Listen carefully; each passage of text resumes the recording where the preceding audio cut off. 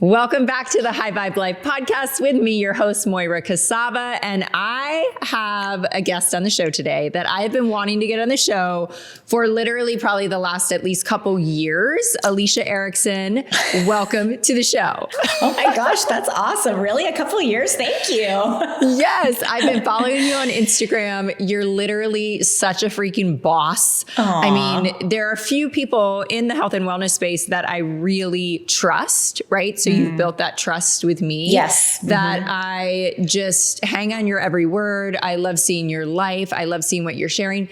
You're so vulnerable and so real. It's just such a breath of fresh air. And so really your account also is Alicia Erickson, the Midlife Maven, Yes. which who our age doesn't want to follow that account and find out all the things.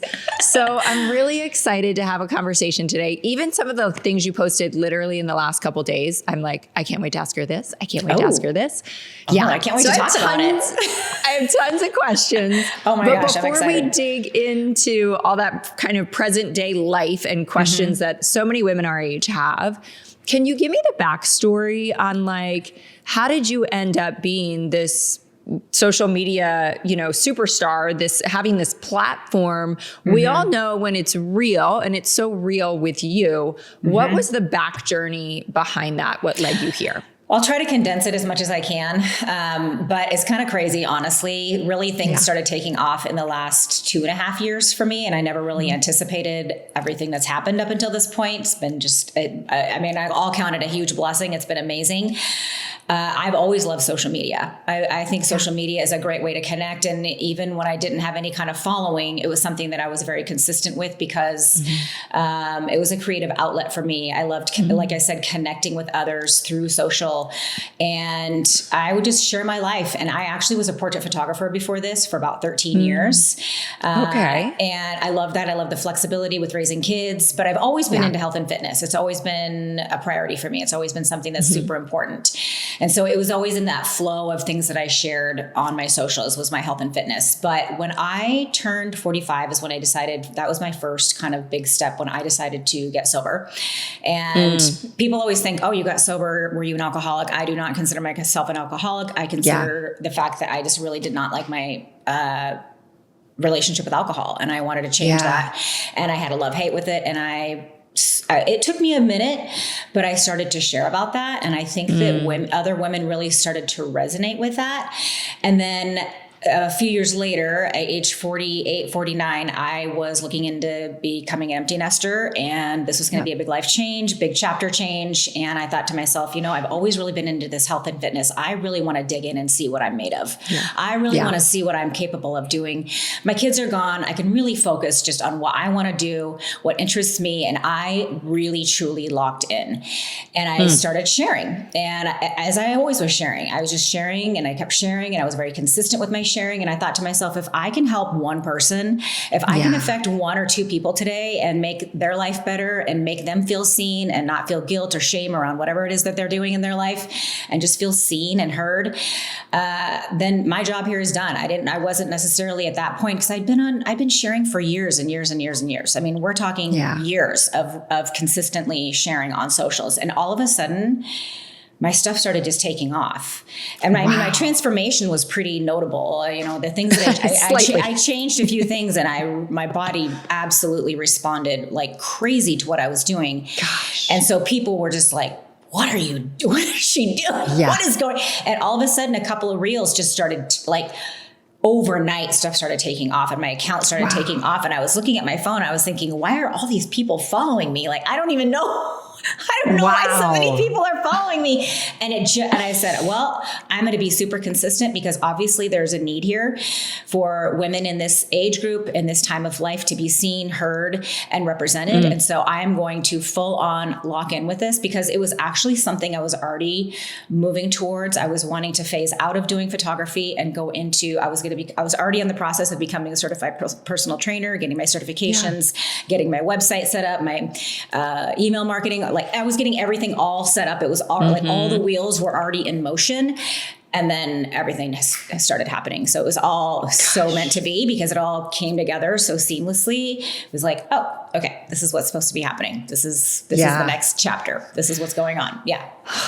Okay. So that's kind of how it happened. Yeah, I love it. And I'm like, my mind's reeling in 18 different directions. So I've been sober for a long, long, long time. So like there's a whole conversation to be had for that. Yeah. I have so much love and respect for your take on that, right? That it's like, you didn't have to be an alcoholic. We can choose not to drink, because I find so much passion in that message, even though I am and was an alcoholic. You know, it's like, it's not, you don't have to quit drinking just because you had a problem with alcohol. Like, it's so toxic. I mean, just, we could go on and on. So I love and appreciate you sharing that message for women so much.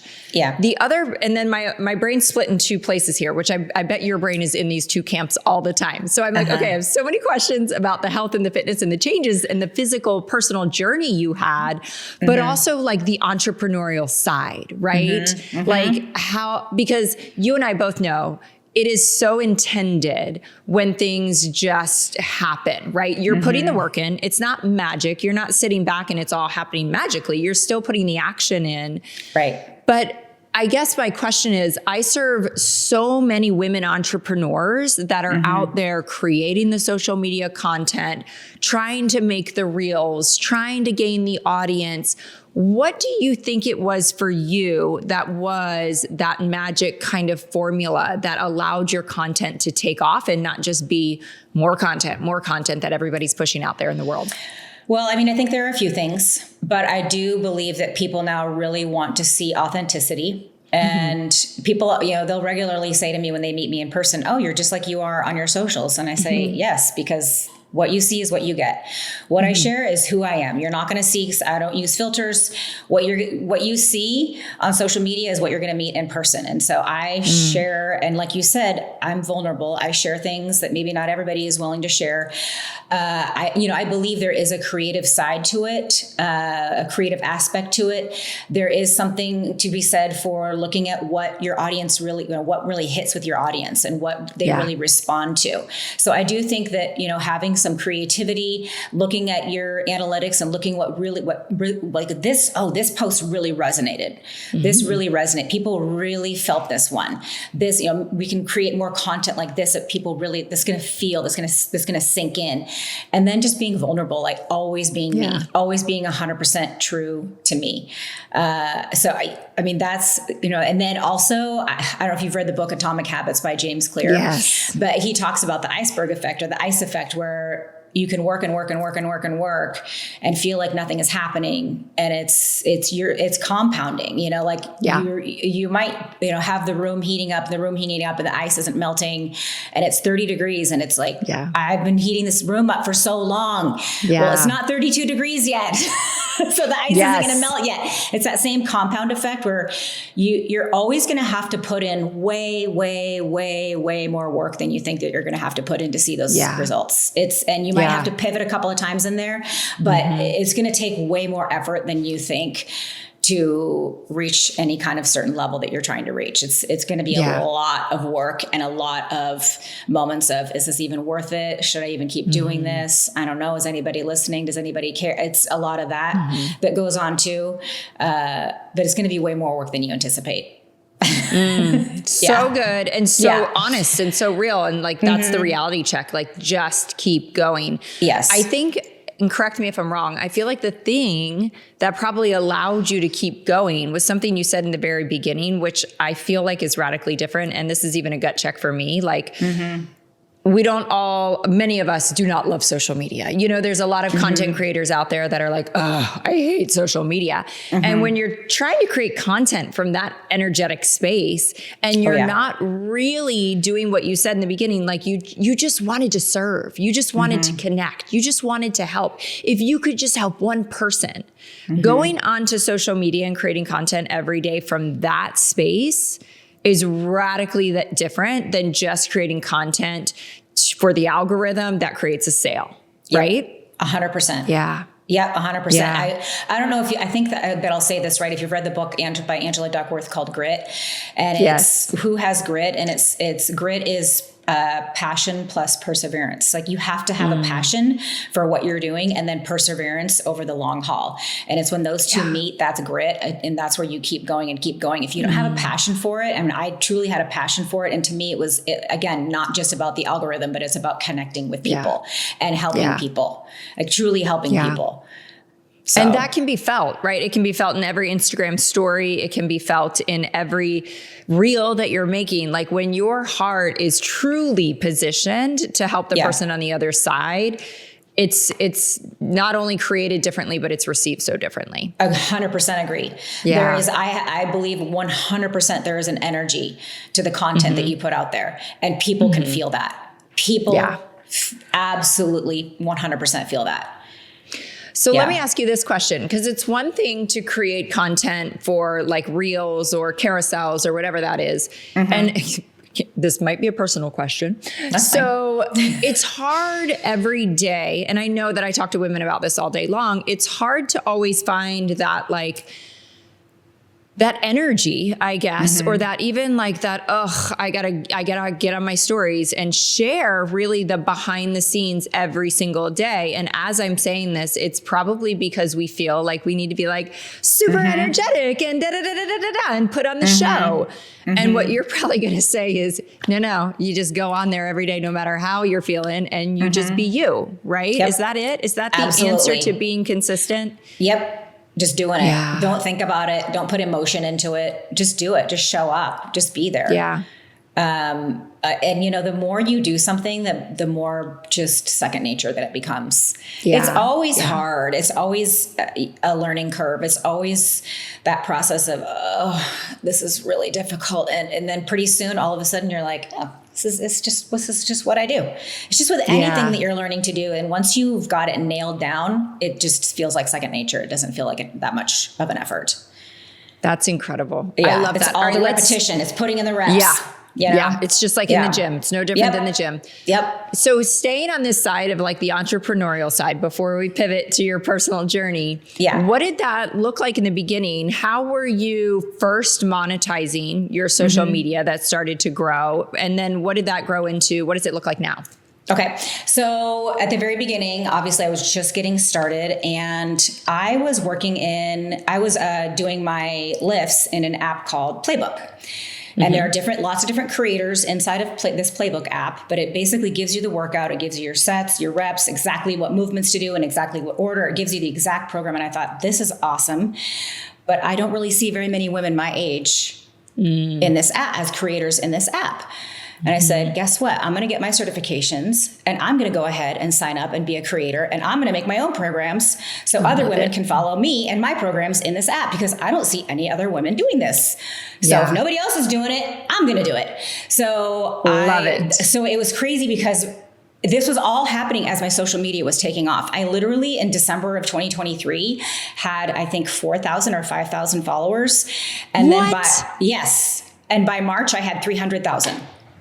What? It was literally like I would hit refresh and there'd be thousands. Alicia. I couldn't get my mind around it more. I was like, why are all these people following me? I don't understand this. But people were like, what do you offer? What do you offer? I'm like, I'm hurting. You're like, I don't know what to offer anything yet. So I'm like, I'm putting it together. I'm trying to figure this out.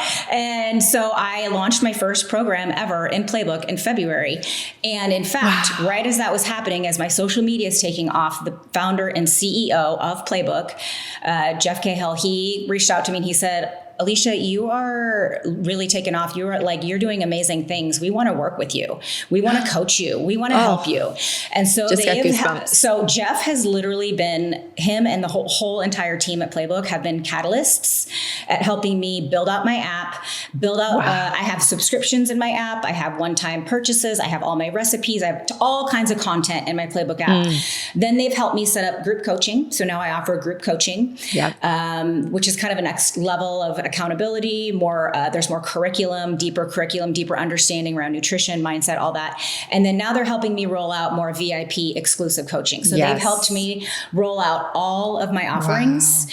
So that has been huge, how I've monetized through my app, through subscriptions, through group coaching. And the thing is, it's such a win-win because it's helping so many people. And the way women love it. I'm coming out with new lifting programs all the time and they love it. I tell them exactly what to do, exactly for how long. There's a huge community in there. We're all talking back and forth, posting our flexi pics, and it's awesome. And then the other ways to monetize are just, through brand partnerships and affiliate links and things like that. So it's been amazing. Like, I mean, talk about divine. We haven't had a faith conversation yet, but I'm like, if that's not like bigger than us, I don't know what is. I keep thinking about that I fully believe that God just said, this is what what I'm entrusting with you, and steward it well. And like, this is what I'm giving you. I'm like, okay. I got You're like drinking out of the fire hose. Yeah. Well, and I keep thinking about that when the student is ready, the teacher will appear, right? So many women you're helping, they were ready. You appeared for them, but you were ready. And these guys that were able to help you build the business out, they were there. They were absolutely instrumental. I would not be where I am right now without them. They have helped me through that. We meet in fact, we're meeting right after this. We meet every single week and we talk about our strategy and our plan and how things are working, what we need to change. And they're incredible. They're amazing. So it's been awesome. That is so freaking awesome. Yeah. I mean, I just have chills on every level. And I also just want to say this again for the audience. Like I always say, listen to the whisper. There is so much waiting for everyone, I believe. Like hearing this story is blowing my mind. And like, I'm sure there's people listening like, must be nice. I wish that would happen to me, even in a joyful way. And I'm like, listen, it can happen to you if you take the steps to where you're guided. You are at a place where I have a sophomore and junior. And so 2 years from now, they're gone. And I am so excited about what that version of my life looks like. I'm absolutely simultaneously devastated because I don't know what I'm going to do without my children. But I'm so excited to have this season of like reinvention and what am I going to be called to and what am I going to build? And I think every one of us is called to that. And so many of us, like 99%, don't listen. And look what was on the other side of that door for you, right? Yep. 100% agree. It's so exciting. I believe that this is our prime. I believe this is where we actually launch as at this time in our lives, because we also have more confidence. We're more established in who we are. We are more willing to go after the things we want to go after. And I just want to encourage every woman, like you said, to listen to that and don't sit back and don't wait for things to just pass you by, because this is a launch time for your life to actually go after and do the things that you want to do. It's the best. It's the best chapter yet. It's seriously. Yeah. It's awesome. I really do feel that way because we've been raising kids for 25 years and that's been such an incredible season and the most rewarding thing I've ever done. But like literally so suddenly all of that is gone. I mean, I feel that even my daughter just started driving and we just got her a car for Christmas. And so stressful. But literally in one day, by getting her a car, 15 hours of my week were given back to me. And it broke my heart because it was my time with her. Right. But I literally am like sitting around like, what in the world am I going to do to fill that time? You know? And we're all being called to something so much bigger than we could ever imagine. It's crazy because it's like you said, it literally changes overnight. And all of a sudden you have all of these extra margins in your life. It's like, because you've been mom for so long, which is the best. Right. It's awesome. And now you've raised these amazing humans and they're going off and they're spreading their wings and they're doing their thing just as you raised them to do. Right. But now it's your turn. Yeah. You know, we get to spread our wings too. Yeah, exactly. And just and go all in on whatever it is that you want and whatever it is that you're passionate about. It's so exciting. I love that. Yeah. It is so exciting. Oh my gosh, I love this conversation. Okay, let's pivot because I have all these questions about the personal journey. Tell me again what year you decided to quit drinking, because that was kind of the big catalyst of like the first move into this other version of I wouldn't be here talking to you. I wouldn't be doing all the things that I'm doing right now if I would have not decided to quit drinking, honestly. Right. It was stealing a lot from me. It was stealing my energy. It was stealing my clarity. It was just bringing me, it sucks the life out of you. Yeah. And I think as I was coming into perimenopause, which I really started to feel changes, in my mid 40s, I was starting to feel changes in my body, and just that I wasn't recovering. And I really had a love-hate relationship with alcohol for a long time. And I'd even Google, I'm like, am I an alcoholic? Like what is it? But it didn't quite because it was, I knew I could stop if I wanted to. Right. But then but it always drew me back. Because I would try the dry January, I would try the sober October, and I would always come back to it. I just had a hard time breaking off from the habit. And I really just got to a point where I was so sick and tired of feeling sick and tired. It was really starting to take a toll on me. And I just thought to myself, I have so many things that I know are left for me to do in this world that I want to do. And this is holding me back. This is holding me back. And so I did a last 90 days challenge. If you've ever heard of that, it's where you go into the last 90 days of the year, just instead of, sitting back and just letting life pass you by and doing whatever you want over the holidays. No, we're going to lock in. Yes. And by the it's end my of that, favorite season. Oh, I love it. So by the end of that, I just thought, I feel so amazing. Why would I go back to that? I feel so good. I feel so energized. I wake up every day feeling like I could conquer the world. Why would I want to go back to something that made me feel horrible? And I just, as you can see, I'm the kind of person, I go all in with whatever it is that I'm doing. And I'm not, there are some people that can have a drink once a month. Fine. Yeah. That just wasn't me. I was very much a habit forming type person. So I just decided we're done. And so that was really the first step. And I felt like a new woman, literally felt like a new person when I did that. But it did kind of slowly morph into a little bit of a sugar addiction. Well, I was like, that's the next thing I want to talk about. Because I mean, when I got sober at 21 years old, so we're talking 27 years ago, I had never had an issue with food in my entire life. I'd never thought about it. I'd never even had like one teenage negative thought about food or my body. I literally put down alcohol and picked up an eating disorder, like practically the same day, and then fought that eating disorder for decades. Thank goodness I figured out how to conquer that about 10, 15 years ago, but it's so normal for that to happen. So tell me a little bit about what that looked like for you. I think honestly, it was both things were a way for me to deal with stress, to kind of really, to bring myself down at the end of the day, or just relieve whatever stress I was experiencing. And I think it did morph into a bit of a sugar thing, because that was when my youngest daughter was at home, finishing up, she was a senior. And it was just a rough year for her, really rough. And I mean, I'm the kind of mom who takes on anything that my kids are, any kind of stress that my kids are going through, any kind of heartache. I just take that on as a mom. And I feel it cripples me. And I feel almost in a way, I wish I could have, dealt with that a little bit better myself, but I take on their emotions and I carry that weight for them. And so absolutely. I do think that played a bit of a part into it as well. And once, she had gone and we were kind of getting all this figured out and getting her settled and her life on a new trajectory, it's like, okay, it's time for my life to take a new trajectory. And this is making me feel like, again, making me feel like trash. I don't want to feel like trash anymore. I want to feel amazing every day when I wake up. I want to feel full of energy. I want to feel strong. I want to feel clear. This is who I want to be, really deciding like, who do I want to be? How do I want to live? How do I want to show up in this world? Do I want to have vices, have control over me? No, I do not. I don't want that. I don't need the quick dopamine hit. I want to work hard for the things that I want to achieve. And that's when I decided I quit all the processed sugars and really locked in with my lifting. And that's when the whole transformation started. It was crazy. Yeah. So alcohol and sugar are literally so similar with how they show up, right? It's socially acceptable. It's so easy to just take off the rough edges with both of them.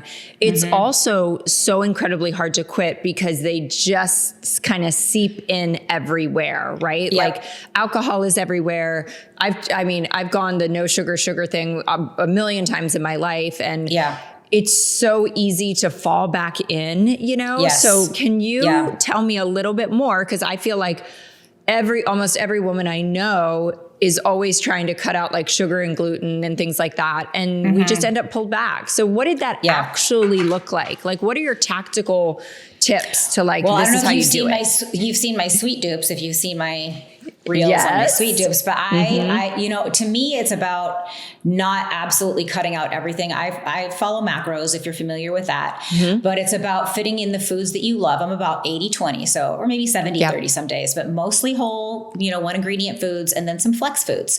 And so I do have my sweet treat dupes. So I didn't cut out all sugar. I just cut out processed sugar. So I'll do my sweet treat dupes that are sweetened with dates or maple syrup or honey, or stevia and monk fruit are really the only two sweeteners that I use, but I'll use those to make my little sweet treat dupes. And I have my sweet treat dupe in the afternoon and I love it. And it tastes amazing. It fills kind of that craving. And it's, obviously you don't need to eat the whole pan. It's about being intentional with your choices and your portions and not completely restricting and cutting off entire, foods, but just being intentional with the kind of food and the quality of food. Yeah. So I love that because I think something that I just want to reiterate this for anyone listening, because so many people are like 80-20, 90-10, that's how I live, but their 10 to 20% is processed, is alcohol, is, the straight, just crap sugar that's in everything. And that's the kind of sugar that is as addictive as cocaine that will just grab you and not let you back out of that hold. Right. And so I love that you're saying you're 80-20, you're still making wise choices with what you're kind of putting in place of the processed sugar. Right. Yes. Yeah. Absolutely. That's powerful. No, go ahead. Go ahead. I was just going to say, I feel the same way, that I've done that enough times that you really do. And it's hard to believe this before you've done it, but you really actually crave the healthy thing because you know how indulgent it is. And you know, it's not going to make you feel like death. I mean, I can't tell you how many times my husband's like, you don't want dessert? I mean, he knows I'm not going to be fanatical about my nutrition. I'm like, babe, I would rather leave the restaurant, go home and have a healthy dessert because I'm not going to feel like crap tomorrow morning, and that's my truth.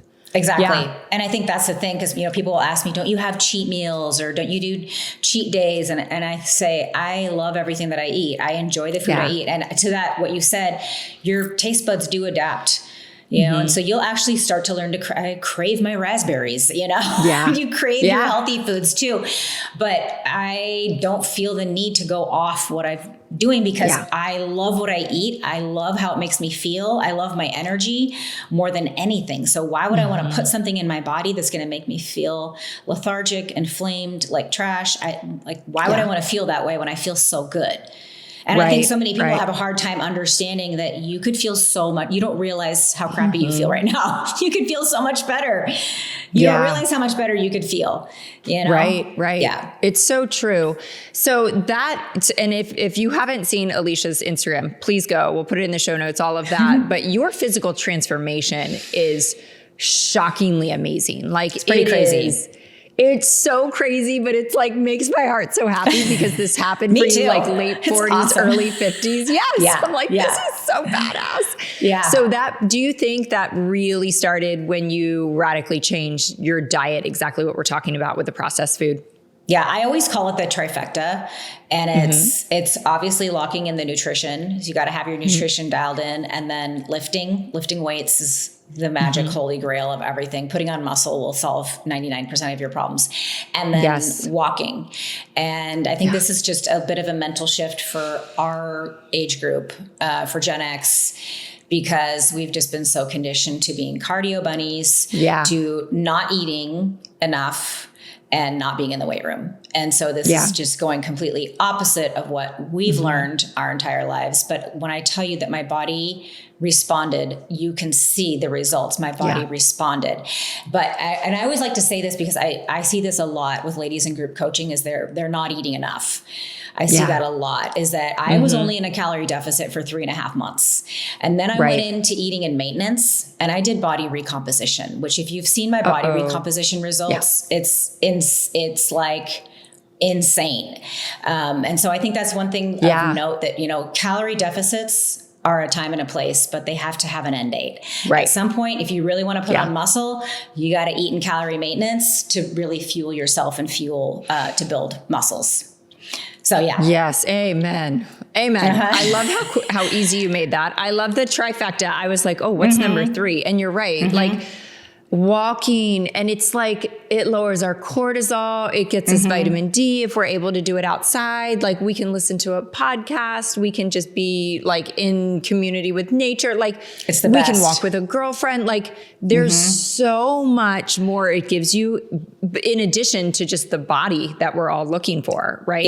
Yep. And I mean, everything you just said, it's so spot on. The under eating epidemic. I mean, because of the way that we grew up and the way that we were just inundated with, media and marketing and all of that, it's almost every single woman I talk to is struggling with like, I do great all day and then I binge at night, or I can't. I'm like, because you're not eating enough. Like the number one you need reason, to start off your day with protein, like a good meal. Yeah. Yes. And it's like, not eating till 3:00. I love intermittent fasting, but not extreme intermittent fasting. I'm like, let's talk about like giving your body 12 hours, maybe 14 hours at max. Like if you're intermittent fasting, if I was to go over that, I would be eating everything in sight. Right. And you know that about your body. Yeah. You're in touch with your body. Yeah. Right? It's 100%. It's awesome. So let me ask you one last question about this physical part, because I was reading this and I obviously know what you're talking about, but I was like, I bet you most of my listeners have no idea what progressive overload means. So when you talk a lot in your social media about how you started doing progressive overload workouts, what is that? And how do you explain that to people? Yeah. If you've ever seen, I posted a reel just to give people a visual of this is me. This is what I look like when I was exercising. And then I fast forward to this is what I look like when I'm training. And the difference is you see the before and after of my physique. And so a lot of women kind of go into the gym really without a plan. They just kind of willy-nilly is like, oh, I guess I'll do a little bit of this and I'll do a little bit of that. So when I started following a structured lifting program and applying progressive overload, which I'll talk about, that is when I saw the difference. If you are going through your weeks using the same weighted dumbbells, the same 10 pounds for bicep curls week in and week out, do you think that your biceps are going to grow? Right. The idea is that you would follow a structured program. So say my program has bicep curls in it for the next 6 weeks. I'm following a program. Through the course of that 6 weeks, maybe I'll start off with 10 pounds, but maybe next week or the week after I'll go to 12 pounds. And maybe I'm doing 10 reps. And maybe the week after that, I'll see if I can do 15 pounds, even if it's only at 8 reps, I'll do 15 pounds. And then maybe by the end, what if I can do 20 pounds? Even if it's at 6 or 7 reps, a few, less reps, but I'm able to go heavier. You need to challenge the muscle or it will not grow. That plus eating properly. You got to also eat properly for the muscle to grow. You're not going to be growing when you're in a calorie deficit. Maybe if you're a newbie in a slight calorie deficit, maybe, but typically your muscles grow in maintenance or in a slight surplus, and you need to be going heavier typically over the course of your lifting program to challenge that muscle for growth. You can also do things like add another rep. There are other things that you can do. There's other things you can do with the movement, slower tempo. A lot of ladies go really fast in their lifts. Yeah. Like slow and controlled with your movement, slower tempo. So there's things you can do to challenge yourself a little bit more, but you can't be doing the same weights week in, week out, week in, and expect your muscles to grow. They have to be challenged. Yeah. And then they adapt to that new challenge, and then you challenge them again. Well, that's what I was going to say. What happens at the end? So say it's a 6-week program, right? Do we kind of start where we ended on the mountain, or is there a recovery period? What do you teach there? So there is something called deload, which I just say, listen to your body. You can do a deload anywhere from every 6 to 8 weeks.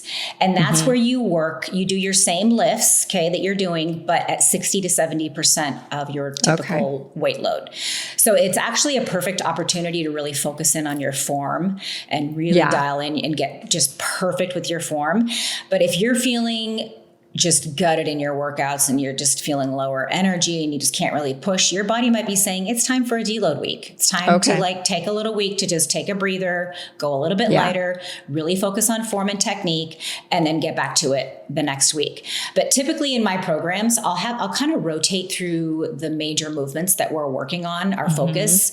So it'll be a new focus. Like we've been working really on heavy hip thrusts this month. Yeah. So next month, I'm going to really focus on, maybe we'll focus on a squat, a heavy squat or something like that. We'll kind of rotate through the heavy lifts, but you will get to a point where they call it newbie gains in that first 1 to 2 years that you're lifting. And then you kind of, you can kind of maintain. If you want to build more, you'll have to go into specific building phases with your food and everything like that. But, that's pretty much it in a nutshell. But you can't just expect new results with doing the same thing and not challenging your muscles. Gosh, this is so good. So it's interesting because I'm thinking back to on I guess it was like 11 years ago was when I really made that transition. Didn't really even know what I was doing, but going from like exercising. I mean, you said it so well. You're like, this is what it looks like to go exercise 5 days a week. This is what it looks like to go train 5 days a week. It's night and day. Yeah. And I really want people to hear that because I've been in fitness my whole life. I owned a Pilates and wellness studio for a lot of years. And so I worked out 5-6 days a week my whole life. 11 years ago, I started training. And I can remember being like, I don't understand. Like in the beginning, I was like, I don't understand. I'm working out less. I'm eating more. And the weight's dropping off. Like my whole entire physique is changing before my eyes. Amazing. And, that was the difference, right? I was eating properly, but I think the biggest difference was the training aspect. You're doing this exercise because you're doing this one next, because you're doing this one next, because you're doing this the next day, because you're doing this the next day. Like there's a science to it versus just walking to the gym and signing up for the 9 a.m. class because it fits your schedule. Exactly. Huge difference. Yeah. And why like work smarter, not harder. Right. Yeah. Yeah. None of us want to work harder. Yep. And I'm telling you with the ladies in our age group, especially because I used to be a marathon runner and that was great for that time and place in my life. But I mean, this feels like a breath of fresh air. It feels my body absolutely soaks it up. It loves it. Loves it. Yeah. So good. So good. Oh my gosh, Alicia, I am so grateful for you. I'm so grateful that we finally connected. I feel like you are such a soul sister. Oh, I hope I get to meet you one day in person in real life. I know, we will. We'll make it happen one day. I promise. That would be awesome. This has been amazing. Well, can you tell us where everybody can find you, all your resources, your training programs? We'll link every single thing in the show notes so you'll have access to all of that. But where exactly is that? So I am on Instagram. So I'm Alicia E, ALICIAE, the Midlife Maven, which I don't know. Some people say midlife is now I'm past midlife, but I'm going to keep it. So anyways, Alicia E on Instagram. And then my app and my coaching is aliciaericksonapp.com. And that's where you'll find all of the information with my lifting programs, group coaching, all that. Amazing. I know I'm going to go dig in. I'm so excited to check it all out. I'm so excited. This is so cool. Yay, well, thank you again so much for your time. Thank you. Absolutely. You guys share this episode with your audience, share it with your friends, share it with your mom, share it with your sister-in-law, tag us. We would love to hear back from you. So if you want to shoot us a DM on Instagram, we would love that. And I will see you next week on the High Vibe Life podcast.